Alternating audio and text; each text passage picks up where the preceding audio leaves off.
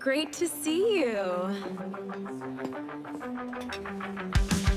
You too, how have you been? Good, ready to spill the tea.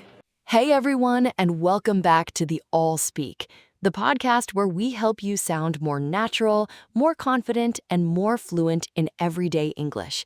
I'm Eden. And I'm Gabby. And today we have a fun one. We really do. Today we are talking about sarcasm, one of the most misunderstood, most confusing, and honestly, most entertaining parts of conversational English. Yes, and if you've ever had a moment where a native English speaker said something to you and you weren't quite sure if they were being serious or joking, this episode is for you. Exactly. That moment where you kind of smile and nod and hope for the best? Yeah, we've all been there. Even native speakers mess this up sometimes. Oh, totally. So by the end of today's episode, you're going to understand what sarcasm actually is, how to spot it, how to respond to it, and we are going to have a little fun demonstrating it ourselves. Let's get into it. So, what even is sarcasm at its core? Okay, so the simplest definition of sarcasm is saying the opposite of what you mean, usually to be funny or to express frustration. The words and the meaning do not match. That's the key thing. Right. So, if someone just spilled an entire cup of coffee all over their laptop and their friend says, "Oh, great, that's just what I needed today," they don't actually mean it's great. They mean the exact opposite. Exactly. The words say one thing, the meaning says another. And a lot of languages have sarcasm, but English, especially American and British English, uses it constantly, like it is woven into everyday conversation. So why is sarcasm so common in English?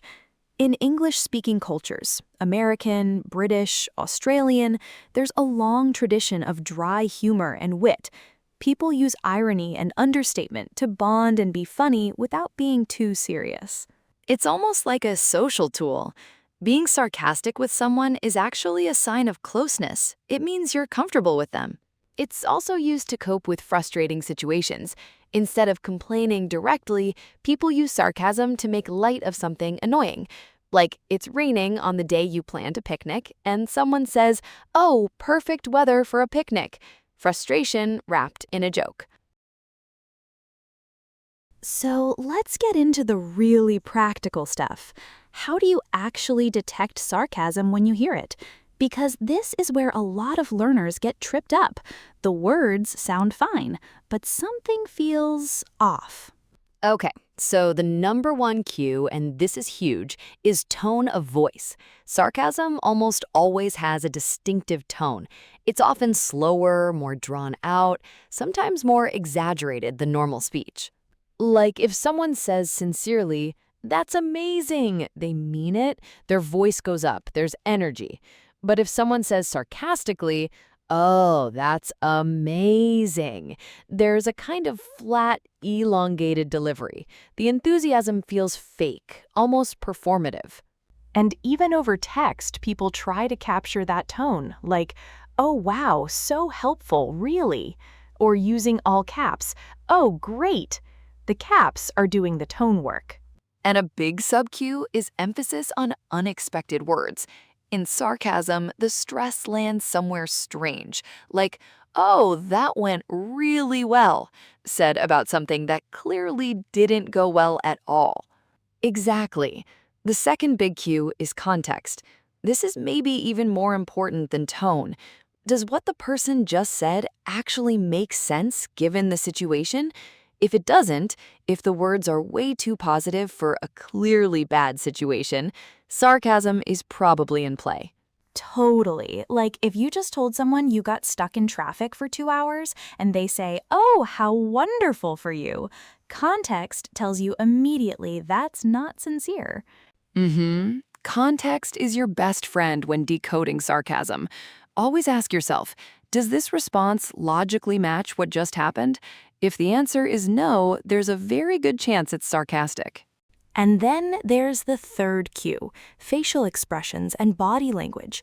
This is more for in-person conversations, but it's so telling. A raised eyebrow, a slight smirk. Sometimes people will make eye contact with someone else in the room like they're sharing a private joke. If someone is saying something positive, but their face looks like they just bit into a lemon, sarcasm. Little physical signals reinforce what the words aren't saying directly. And the fourth big cue, phrasing patterns. There are certain phrases and structures that show up in sarcasm again and again. Once you learn to recognize these, you'll catch sarcasm much faster. Oh yes, let's list some of these because they are so useful.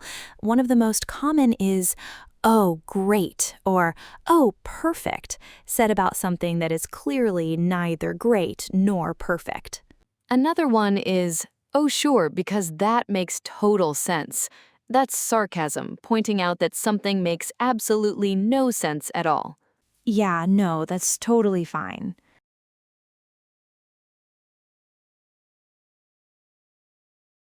"Oh, I'm sure that'll go really well." Or my personal favorite, "Wow, what a surprise."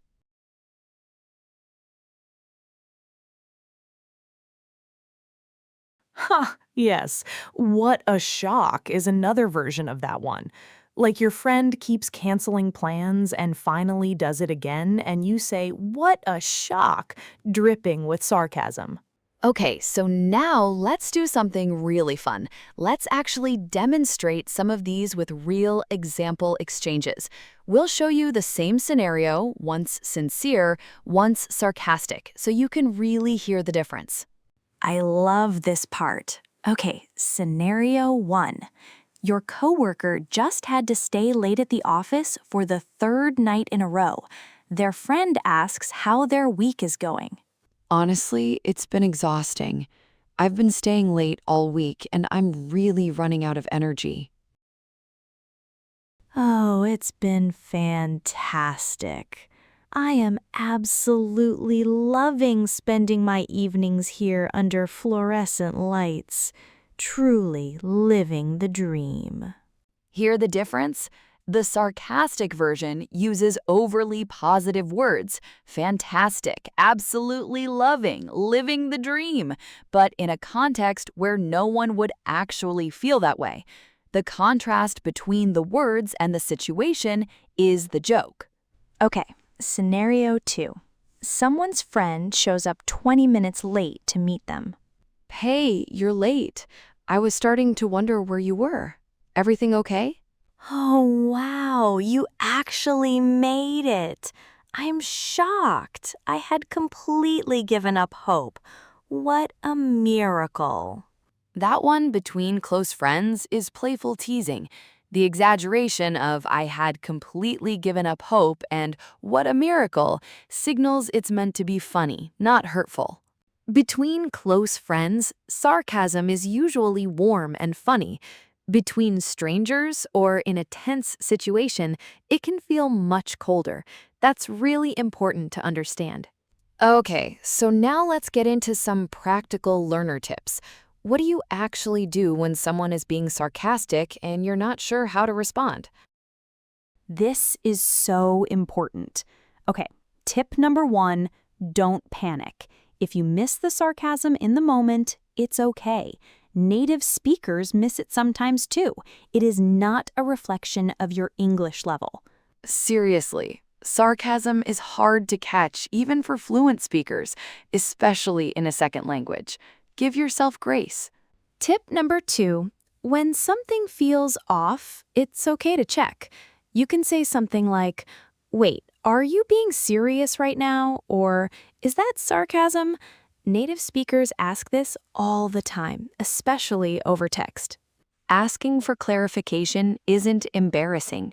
Most English speakers will appreciate that you noticed something felt different. Tip number 3. Train your ear by watching natural English content. TV shows like The Office, Friends, Schitt's Creek, Brooklyn Nine-Nine. These are absolutely packed with sarcasm, and because you can see the faces and hear the tone, it's so much easier to connect the delivery with the meaning. Tip 4. Learn the common sarcasm phrases. Oh, great, what a surprise. Yeah, no, totally. Oh, sure, that makes total sense. I'm shocked. When you hear them in a context that doesn't match their literal meaning, check for sarcasm. And tip 5, notice how people respond to sarcasm. If someone says something sarcastic and others in the group laugh or smirk, that's your signal. Social mirroring, reading the room by watching how others react, is a real skill for catching sarcasm.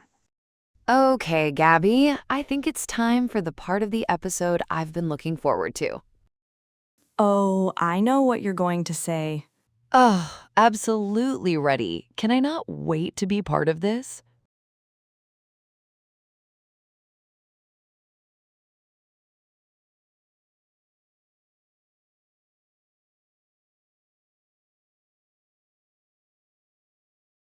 Oh, I am so ready. I've been preparing for this my entire life. Was that sarcasm? Maybe a little. Okay, I'll go first. Eden, I heard you got stuck in a 3-hour meeting this morning. Oh, yeah, it was incredible. My absolute favorite way to spend a morning. Really felt like my time was being used wonderfully. Wow, sounded so productive. Oh, riveting. We covered things that could have been an email twice. But hey, I love sitting in a conference room for 3 hours. It's really where I thrive. Oh, naturally. Sounds amazing. Now I'm jealous. But wait, did you at least have good coffee? The coffee was magnificent. It tasted like it had been brewed in 1994 and left out since then. Really elevated the whole experience. Oh, wow, what a treat. I'm sorry, Eden. Sounds like a truly delightful morning. It really was. 10 out of 10 would not recommend. Did you catch all of that?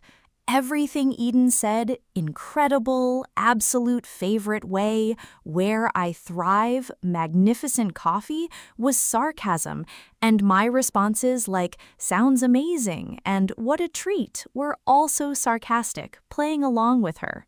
One more useful thing for learners before we wrap up, self-deprecating sarcasm, where someone uses sarcasm about themselves.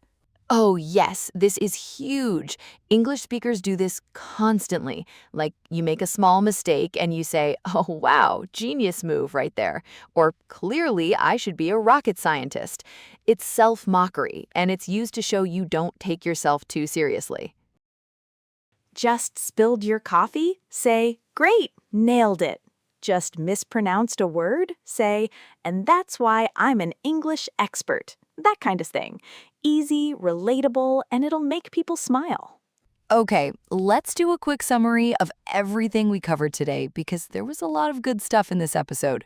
Number 1, sarcasm means saying the opposite of what you mean, usually for humor or to express frustration. The words and the meaning don't match.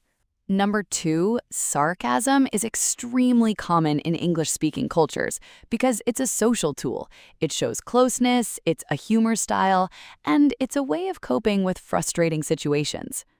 The main cues to detect sarcasm are tone of voice, that flat, exaggerated, or drawn-out delivery, context, which means asking yourself if the response logically fits the situation, facial expressions and body language, and specific phrasing patterns.